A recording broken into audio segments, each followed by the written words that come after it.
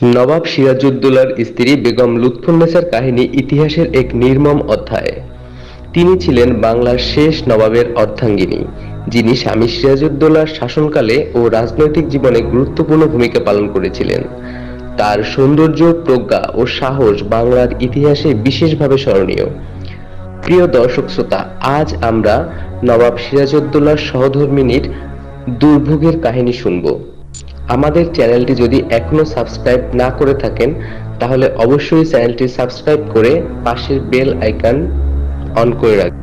লুৎফুন্নেছা যখন নবাব সিরাজউদ্দৌলার স্ত্রী হন, তখন বাংলার রাজনৈতিক উত্তেজনা চরমে পৌঁছায়। নবাবের শাসনকালে ব্রিটিশদের সঙ্গে চলতে থাকা সংঘাতের কারণে রাজ্যের পরিস্থিতি প্রতিনিয়ত জটিল হয়ে যাচ্ছিল। লুৎফুন্নেছা তার স্বামীর পাশে থেকে রাজনৈতিক চ্যালেঞ্জগুলো মোকাবেলা করতেন। তিনি নারীদের প্রতি সামাজিক দৃষ্টিভঙ্গি পরিবর্তনের জন্য কাজ করতেন। কিন্তু 1757 সালে পলাশীর যুদ্ধের পর তার জীবন সম্পূর্ণ পরিবর্তিত হয়ে যায়। সিরাজউদ্দৌলার পরাজয়ের ফলে লুৎফুন্নেছার জীবনেও বিপর্যয় নেমে আসে। যুদ্ধের পর যখন নবাবের পতন ঘটে, তখন শত্রুরা তাকে বন্দী করে এবং নৃশংস অত্যাচার শুরু করে। তিনি এবং তার পরিবার দারুণ সংকটের মধ্যে পড়ে যান। লুৎফুন্নেছার জীবন তখন দুঃখ, হতাশা ও নিপীড়নের প্রতীক হয়ে দাঁড়ায়। এই দুর্দশার সময় তিনি তার আত্মমর্যাদা রক্ষার চেষ্টা করেন, কিন্তু সমাজের প্রতি ক্রমবর্ধমান বৈরী মনোভাব তাকে চরম বিপর্যয়ের দিকে ঠেলে দেয়।